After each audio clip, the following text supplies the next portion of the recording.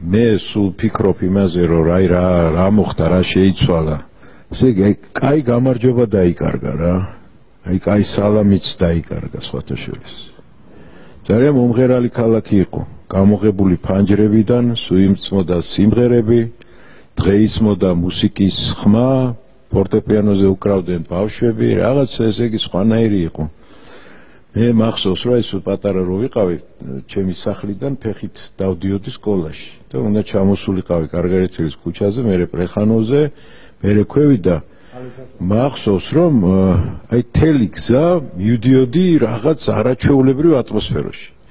მაშინ მოდაში იყო პირველ სართულზე, მეორე სართულზე გამოაღებდნენ ფანჯრებს და ყვავილებს რწყავდნენ, რაღაცებს წმინდავდნენ და ჩავდიოდი გამარჯობა გენაცვალე, კარგად იყავი, შენი ჭირები, შენ გენაცვალეთ ჩავდიოდი. ეხლა ეს ფანჯრები არ დაკეტილი. ეთყობა ეს ურთიერთობებიც აი ამ დაკეტილ ფანჯრებში დაიკარგა, რა ვიცი, აბა, აი სულ ასეთი განცდა მაქვს. ეხლა ტელევიზორებშია ფანჯრები. ხო, რა თქმა უნდა, ერთ რაღაცას ვიტყვი რა, აი უცბად გამახსენდა, ეხლა მუხრანს აქვს ერთი ასეთი ლექსი რა. დღეს რანაირი მეგობარო დროა ხო იცი? დრო არ გეგონოს პაწკასი და ვახტანგ ჭყოიძის, მოგვდა ვერაზე შავგულიძის დგომა დოინჯით და მიხრა მოხრა, ვალიკოსი მოგვდა დოლიძის და ჯოხით ხელში სიარული მელიტონიჩის. დღეს მეგობარო როგორია ეს დრო ხო იცი? აი ეს ვინ ჩამოთვალე? ყველა იყვნენ, ზოგი ქუთაისიდან, ზოგი რაჭიდან, სიმონ ხიკლაძეზეა ლაპარაკი, ზესტაფონიდან და ასე შემდეგ და ჩვენ ერთი რამე უნდა ვიცოდეთ, რომ თბილისი არის ის ფენომენი, რომელიც ფაქტიურად აი ამ ხალხის შექმნილია.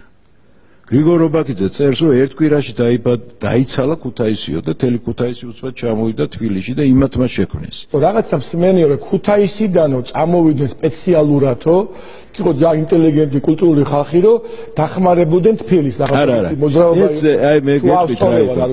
თბილისი 1913 წელს როდესაც ჩატარდა აღწერა, თბილისში იყო 17% ქართული მოსახლეობა.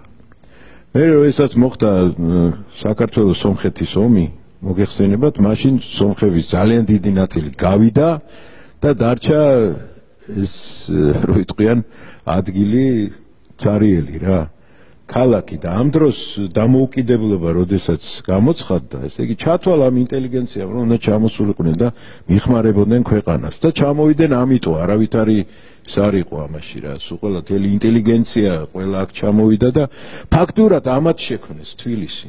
თბილისი მაგათ შექმნილია, ეს ტრადიციებიც, ურთიერთობები, ყველაფერი, აი რაზეც ვლაპარაკობ ჩვენ, ეს არავის არ დაუწერია ეხლა. ბრძანება არ გამოუცია, რომ მეზობელს მეზობელი უნდა უყვარდეს, ერთმანეთი უნდა უყვარდეს ადამიანებს, ერთმანეთს უნდა დაეყო. ეს ამ რაიონიდან ჩამოსულმა ხალხმა შექმნა ეს ტრადიცია, რასაც საბოლოო ჯამში ქვია თბილისი. ბატონო